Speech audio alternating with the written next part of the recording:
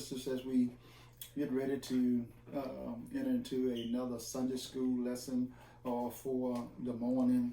Those of you who have been keeping up with the Sunday school lessons, those of you who may just be joining us for the first time, those of you who may be joining who don't have one of our structured Sunday school lesson books, we want you to get yourself ready by turning to Esther, the book of Esther, chapter number 7, book of Esther, chapter 7. And we want to get ready to go into continue our series on justice. On justice. And this series allows us to be able to understand from our Old Testament book of Esther,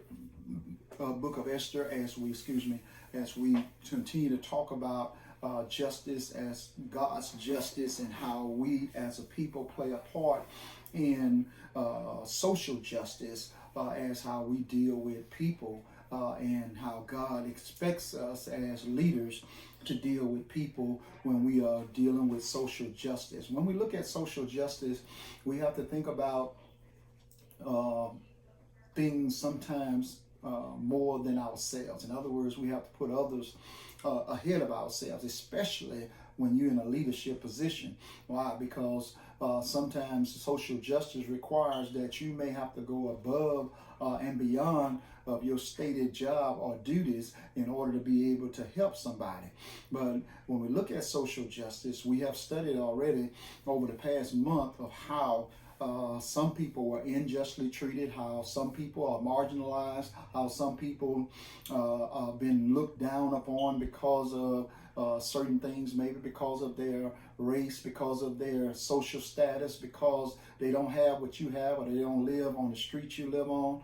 But some folk have been unfairly treated, and the scriptures continually to show us that God is not satisfied with that, simply because God has been a blessing to us, and what he wants us to do is to be a voice for the voiceless, those who can't speak up for themselves. Last week we talked about hope, because it was Easter Sunday morning, and as we dealt with 1 Corinthians, we found that hope for a better life means simply that this world is not our home. And as we get ready to take a look at today is that we still are reminded of the resurrection, because one day, if we die before Christ comes back, then we're dependent on the resurrection. So therefore, we want to make sure that God being good to us, we want to be able to be in a position to where we can be a voice for the voiceless, where we can speak up for those who can't speak up for themselves. So as we get ready to go into the lesson, we want you to turn to Justice Prevails, April the 8th, April the 19th, lesson number 8, as Justice Prevails, the book of Esther, chapter number 7, chapter 7 in the book of Esther, as you get ready to look at the lesson. Now, what we want to talk about today is that our printed passage is going to come from Esther chapter 7, verses 1 through 10. And as you read those verses, we want to be able to break those verses up, and we want to read, first of all, verses 1 through 4, and then we want to read 5 through 8, and then we want to read verses 9 and 10. If you would mark those off in your Bible, we're going to break those up, and we're going to do a little exposition into what was going on at that particular time. Esther chapter 7, verses 1 through 10. And our key verse for today is from the New International Version, says this: They impaled Haman on the pole that they had set up for Mordecai. Then the king's fury subsided. And our title of our lesson today is Justice Prevails. Let's look at the things as a result of experiencing this lesson. And I want you to get your feedback on this is that the participants should be able to do these things. Number one, should be able to explicate the story of Esther as a triumph of justice. Explicate the story of Esther as a triumph of justice. Number two is that we ought to be able to sense the treachery. That treachery will never win. Treachery and plotting will never win.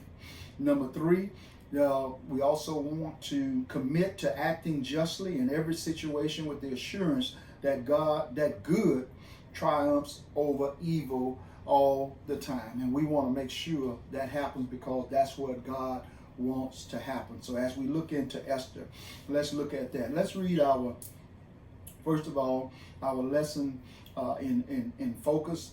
And it starts off talking about, it says, why does this lesson matter? Ignoble people often seem to attain great power and wealth. What evidence is there that people will receive the recompense of their evil deeds they deserve?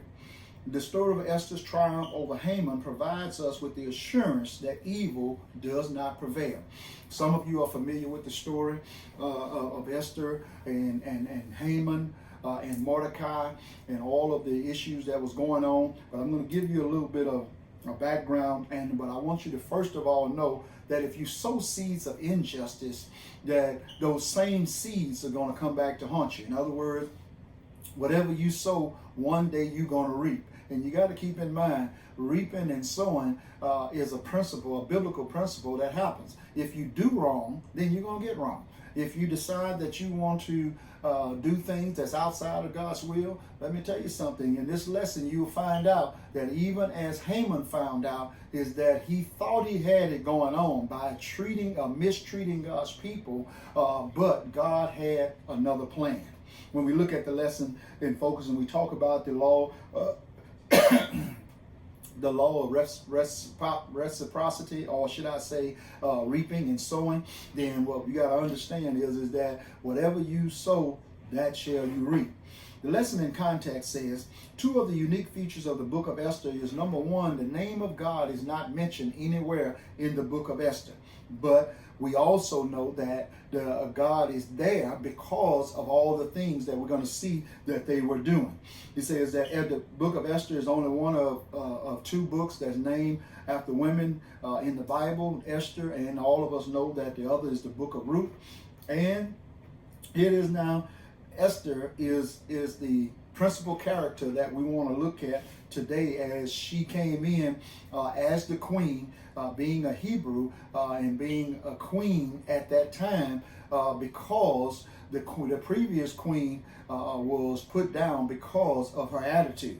And this book also reveals the danger that the Jewish exiles who remained in Persia faced, even though they had been granted permission to return to Palestine and to Jerusalem.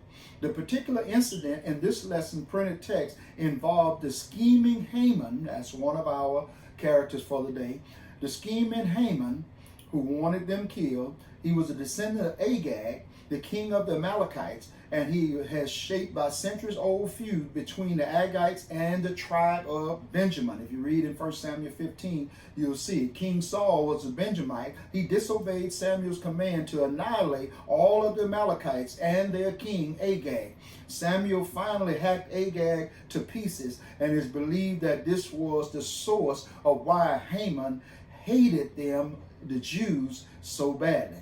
Okay, now then we get ready to look at our opening inquiry. Well, we want to question ourselves with, how do we know that the king wanted to honor Esther's position and request? What was Esther's petition and her request? What is revealed about Esther's character?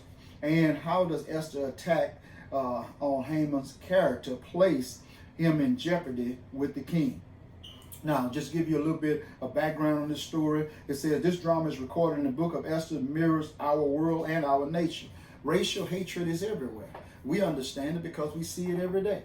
And because we see racial hatred, that people hate people because of the color of their skin or because of their nationality, then it is wrong. It doesn't matter where it is. So when we come to today's story, we'll find that it is now Haman hates the Jews, and it is now King Ahasuerus is over the land. Esther becomes the queen at this particular time, and here it is now. Her uncle, as some call him, Mordecai, ended up in a previous time saving the king's life, but the king didn't know this. It is now Haman comes in and he hates Mordecai because Mordecai would not do what he told him to do. Mordecai would not bow before him, but he was second in charge to the king. And here it is, Haman, he's furious at Mordecai and he makes a plot. He makes a plot to kill all of the Jews. Not only does he make this plot to kill all the Jews, but he gets the king to sign it. And here it is now, the time is fastly approaching that these things are going to take place. So Esther, sitting in the position of a queen, here it is now, what Esther does is that she has an opportunity now, and Haman gets her word that she needs to intercede and talk to the king on behalf of the Jews so that they would not be destroyed. But there comes a problem with that. Here's the problem. The problem is that Esther cannot just go before the king at any time. That because if she go before the king and does the wrong thing or go at the wrong time, Esther could lose her life. She could lose her life because she didn't have the power to just walk up to the king and request something because the king could have her head. So what Esther had to do, she's in a dilemma now. Does she take a chance and go to the king so that justice would prevail because of this plot of Haman, on Mordecai and the Jews? Or do Esther be safe and be the queen and save herself?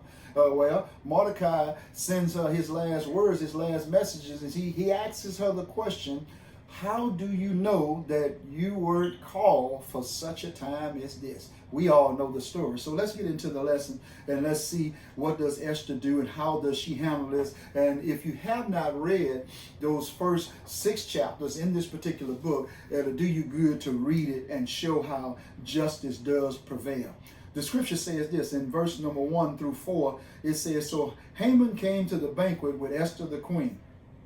And the king said again unto Esther, the second day of the banquet of wine, what is your petition, Queen Esther? And it shall be granted thee. And what is thy request? And it shall be performed even to the half of the kingdom. Look at the favor that the king is showing. Esther comes now, and here it is, they're on the second day of this banquet prepared for the king. And here it is now, Esther has already made known that she wanted to ask the king something. So the king asks her, here it is on the second day, what is it that you want? Because here it is, the king shows Esther favor because watch what he says here is that he says, what is your petition? He said, it will be granted to you. He said, what is your request? He said, it'll be performed even to the half of the kingdom. In other words, here it is, the king is promising Esther that I'm going to give you whatever you request. But Esther knows that she has to be careful of how she approached the king. So it says this. He said, Esther the queen, in verse number 3, he says, she answered and said, if I have found favor in thy sight, O king, and if it please the king, let my life be given me at my petition and my people at my request. Look at what she's asking, and look at how she wraps this thing up. She says, let my life be given to me. And then she says, let my people's life also be given at my request. Remember what the king just said. Now, Esther is sharp in this matter. She's using her words carefully, and what she knows here is that if she gets across to the king, it's going to be good, and she knows that if she don't get across to the king, this thing could go bad. But she has made the first step in stepping out there for her people, and she asks the king, she says, look, she says, let me, give me my life, and keep it in mind, the king don't know that their lives are in danger. He says, so let me have my life and my people. Look at her. She's speaking up for herself as well as she's speaking up for her people. And she say, at my request. Verse 4 says, for we are sold, I and my people, to be destroyed, to be slain, and to perish. In other words, she's telling the king that it's already been decreed that we are going to be destroyed, that we're going to perish, that we're going to be slain.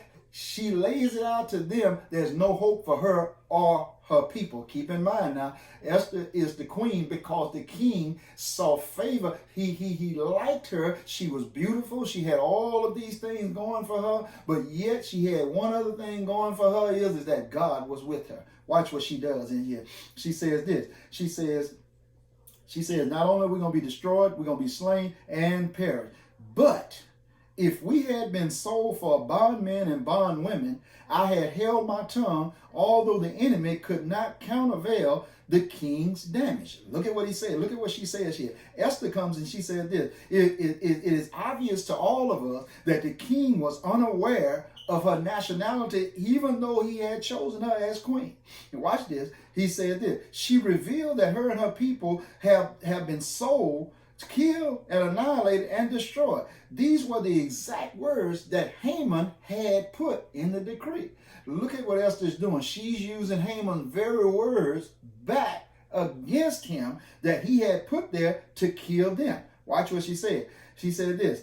Apparently, Esther had planned her plea beforehand, because what she did is that she used Haman's own words to build a case against him. Because Haman had not just passed his edict to enslave her and her people, but Haman, he intended to kill every last one of them. Look at the position that Esther is in. Look at the position. You are in now a country where you and all of your people, everybody that was a Jew was going to be slain. So watch this. So what Esther done here is that, watch this, she literally put her life in the king's hands, not knowing if the king was going to be in her favor or if the king was going to deny her. But what she did was she was the only one that was standing in a position that she could do something to save her people. And keep in mind, my brothers and sisters, we go through that all the time. It's sometimes somebody cannot speak up for themselves, but you may be in a position that you can speak up for them. Sometimes some people don't have an opportunity to get to the people who they need to get some kind of relief or get some kind of action done. But here it is now, Esther's in that position, and every now and then you may find yourself in that position. And what will you do? Look at what Esther did. She comes in now, she says this. She called on all of her people before she went before the king, and she asked all of her people to fast and pray for 3 days. To fast and pray for 3 days. Why? Because they was depending on the same God that had them, that they were still under, even though they were under the king in that particular land. They were fasting to God. They were praying to God. Why? Because they needed God's favor. Now watch this. When she does this, she knows that God cares for his people, but she also knows that if they fasted and prayed as a nation, if they did that much, then she would have the strength and the courage to be able to go before the king. And I even dare to say to you today that fasting and prayer still works. It still changes things. But here it is now. Esther was willing to stand up for those who could not stand up for themselves. Look at the chance she's taking. Esther, this could be her last day. Why? Because if the king does not show her the favor that God gives her, then she could lose her life that day. And watch this. It's that important, because it is now she's not only standing up for herself, but she's also standing up for everybody else. And she says this. She says, if we had merely been sold as male and female slaves, I would have kept this quiet, because no such distress would justify disturbing the king. Look at how good Esther is. Look at how she uses her words. She comes in with just the right words. She say, even if we were just going to be slaves for the rest of our life, she said, I wouldn't have disturbed you, O king. I wouldn't have never even brought this to you if we were just decreed to be slaves. If that's all it was, I would have accepted that. I would have accepted that. But here it is now. This is for our life. And that's the only reason, O king, that I'm disturbing you. Look at Esther. Look at how she does that. So she comes in, and now she's laid her plight out to the king. And now we get down into verse number 5. It says this. Then King Ahasuerus answered and said unto Esther the queen, who is he? And where is he that durst presume his heart to do so? And Esther said, the adversary and the enemy is this wicked Haman. Then Haman was afraid before the king and the queen. Here it is, Esther now, after she builds her case for what was going on, the plot that Haman had plotted up, which he thought that that the king would never find out about, because it would have been too late, because the decree had already been signed. What Esther does is that while Haman is standing there, she tells the king that Haman is the one that's plotting this thing. She tells him right in front of his face. And how many of you know that every now and then, sometimes you need to call some folk out right in front of their face? Here it is now. Esther waits and gets him in the right position because now he's about to have his plot. He done built a hangman's noose for Mordecai. And here it is now. All he's waiting to do is to kill him. Now, here Esther said, if you want to know who he is, here he is right there. He tells him, he says this, King Xerxes or Ahasuerus, whichever one version you are reading, Esther said that he is the enemy. His name is Haman. He said, and here it is now, Haman gets scared to death. Why? Because now, here it is now, his plot has been exposed, not by Mordecai, not by somebody else, but here it is by Esther, the queen herself. Here it is. She stands up in front of the king and Haman and say, he the one. And he's the one that has plotted this thing. He's the one that's got this whole plot going. And remember now, keep in mind, she done told him this story. And he says this. He says, Haman was terrified before the Lord. And verse 7 say, then the king got up in a rage. He says this. He says he gets mad, and he says this. He went into the palace garden. He said Haman stood up to make a request for his life to Esther the queen, for he saw that there was evil determined against him by the king. Look at what just happened. Here it is, the king is mad now. Why? Because now he learns of this plot. He also knows now, here it is now that Haman has been going behind his back trying to do his wicked tricks. And now Haman is afraid. And now he wants Esther to help him.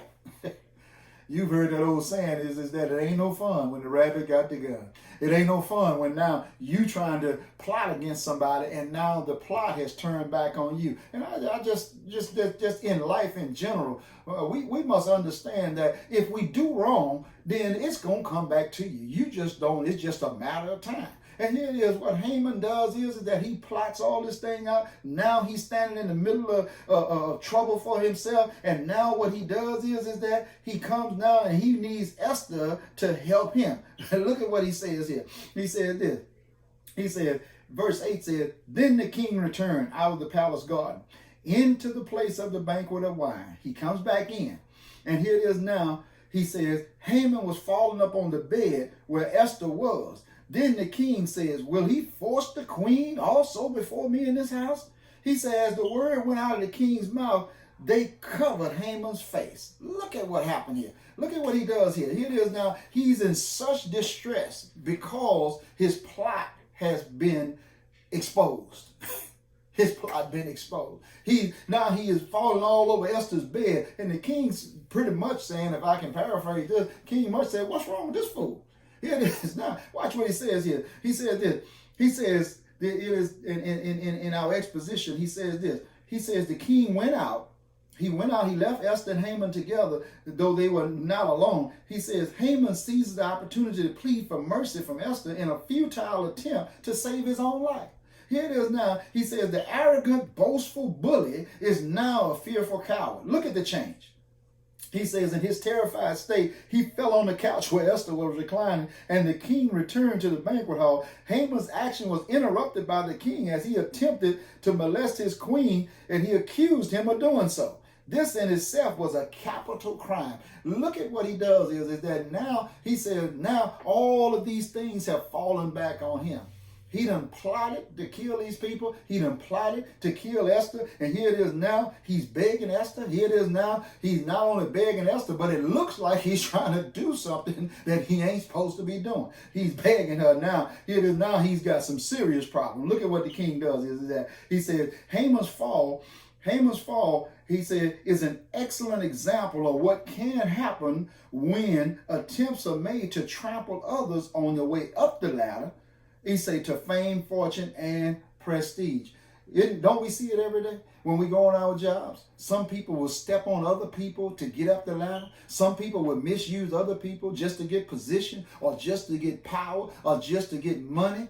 People do other people wrong because they just want to get to a position to where they say, I'm in charge. or they want to be able to tell somebody else something. Look at what Haman has done. Haman has put himself in a bad position because now he's got the king against him, but Esther is already against him because he's already against her. Now he's got the law ain't on his side no more.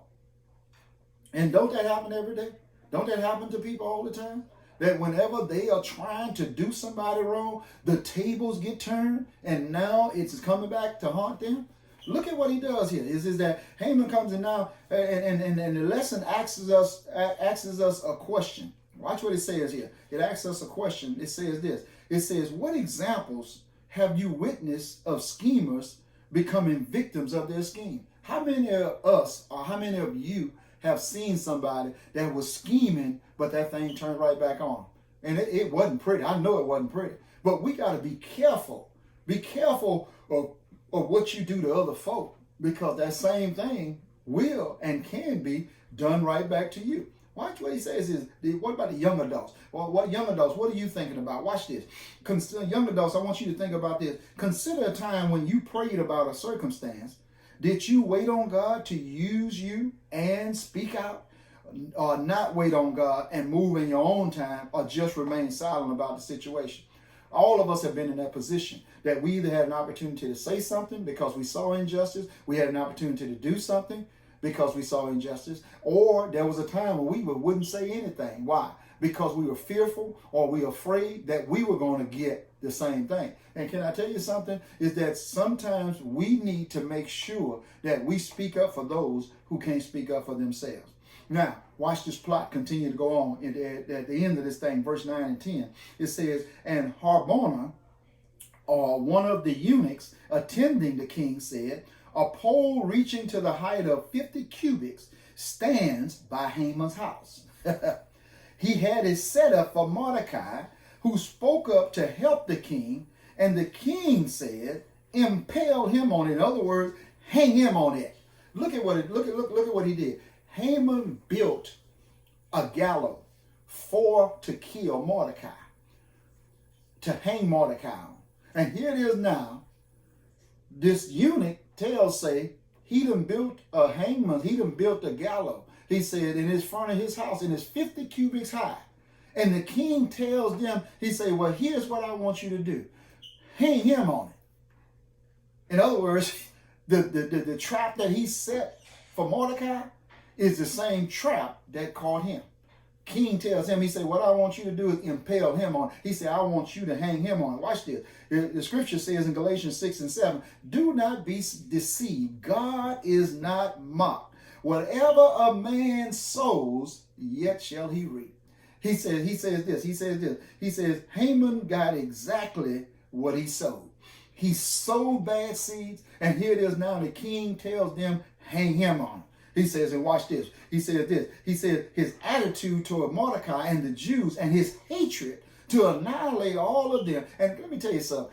Hatred can do some strange things to you. Hatred can cause you to dislike somebody when they ain't never done you nothing. Hatred can cause you to call somebody ugly when they look good. Hatred can cause you to say all manner of things against somebody or act in certain ways, all because of hatred. Can I tell you something, my brothers and sisters? It's never good to hate somebody. It's never good that you would let that store up in your heart no matter what's going on or what you dislike or like about them. Hatred is never good. Watch what he says here. He says this. He said that became the source, the ultimate source of his downfall. In other words, it is now he really, to be honest with you, he really killed himself. He really took his own self out. Watch this what he says. He says his boasting of killing Mordecai on a 75-foot gallows was apparent common knowledge. Everybody knew that he was bragging about what he was going to do to Mordecai. And Mordecai, whom the king had recently honored, he honored him because Mordecai stopped a plot for somebody who wanted to kill the king. Mordecai stopped the plot ahead of time. And the king had honored this man. And here it is now, this same Haman is trying to kill him. And here it is now. He's going to end up in the same place. Watch this. He said, one of the eunuchs informed the king of this structure of his intended victim, Mordecai, who the king had recently honored. And without hesitation, the king commanded that he be impaled on it. And the command was Haman's execution was carried out, abating the king's anger. Watch this. Look at this. When the king sends him to his death, then the king was satisfied. Then the king was settled. Why? Why was he settled? Because justice had prevailed. Because justice had come in the form of him getting what he was trying to give. And my brothers and sisters, it's never a time that we ought to be able to pass judgment on somebody else. And here it is now, that same judgment can come back on us. And whenever you look at it, you say what you want. And sometimes we have to be reminded of stories like this. Don't you get yourself caught up in hating somebody so bad that you yourself want to see them hurt, that you want to see them set back, that you want to see them lose their position, you want to see them lose their job, you want to see them lose money. There's no stronger hatred in the world that God frowns upon than us being able to look out and set a hatred heart upon somebody else. And let me tell you something, my brothers and sisters, sometimes it can be something very subtle. Sometimes it can be something very subtle. Sometimes small things that you do shows how you feel about people. Sometimes it's those little things that you do that starts to build up hatred on the inside of you. And let me tell you something about this thing called jealousy. Jealousy can cause you to do people in a manner, treat people in a way that you forget about that how you treat other people. That thing can come right back and haunt you. That thing can come right back and be a problem for you. So as we learn on today is that here it is now what we have to be sure that we see. First of all, Esther had to make up her mind, was she going to stand up for her people? And I would say she stood up for her people in a manner that was pleasing and acceptable to God. She not only went before God in fasting and prayer, but what she did is that she went before the king in obedience, and her humility and the choosing of her words was awesome. And she did that to save her and her people. And look at what God did. Even though Haman was standing right there, she called him out right there in front of the king. And the king did what was necessary. Why? Because it was the right thing to do. But this man had so much hatred in his heart for them. And what we have to understand is that his execution shows us that what goes around, it comes around. If you sow bad seeds, let me tell you something, it's going to come back on you. And some people may say that, well, I ain't worried about it when I die. Well, let me tell you something. Sometimes these things come back on you before you die. And let me tell you something, God is not asleep. He says, for whatever a man sows, that shall he also reap. When we look at this lesson, and the end of it is that, say, delays in immediate judgment and punishment of those who are guilty of promoting social injustice against the culturally and ethnically diverse, the poor, and the oppressed may be discouraging, but it should not cause a loss of weakening our faith in the promises of God. His long suffering in this area may be embolden the hearts of wicked leaders, but he has promised that they will not go unpunished. No deed, no good or evil goes unnoticed by our omnipotent, omnipresent, omniscient God. Justice will prevail. He said it will. The responsibility of his people is to continue to trust and sow to the Spirit that they will reap everlasting life in God's just kingdom. Keep in mind, my brothers and sisters, when you see evil people and it looks like they are still prospering, keep in mind, God is not asleep. When you see people doing evil and you think that God should do something about it, remember, God knows these things. Just make sure that whatever's within your power to do, just make sure you do what you need to do, and justice will prevail. And why will justice prevail? Is because good people always stand up when the time is right, when God allows them to stand up. So it's a beautiful lesson today, and I want you to just pay attention to this. And if you haven't read that entire book of Esther, it's a short book. Read it. It'll bless you, and you'll get a chance to see how evil can never overcome good, and that God always sees what's going on. And next week's lesson, We want to be reminded. Our next week's lesson topic for April 26th is it's the very thing that I just said. What goes around comes around.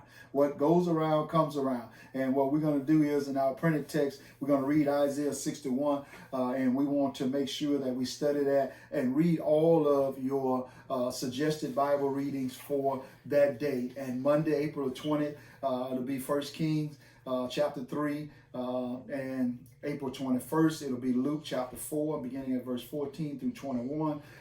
Then on Wednesday, April 22nd, Leviticus 25, 8 through 17. Thursday, April 23rd, Isaiah 49, verses 1 through 7. And Friday, April 24th, it'll be Isaiah 61, verses 1 through 7. Saturday, April 25th, it'll be Isaiah 62, verses 5 through 12. And Sunday, for Sunday morning, it'll be Isaiah 61, verses 8 through 11, 62, verses 2 through 4. We pray God's blessings upon you. Pray for our Sunday school superintendent, Deacon Roy Perry, as well as Sister Alicia King, as well as Sister Marion Bailey. And we thank God for all of you. Pray for one another. And remember, justice always prevails. May God bless you and keep you is our prayer.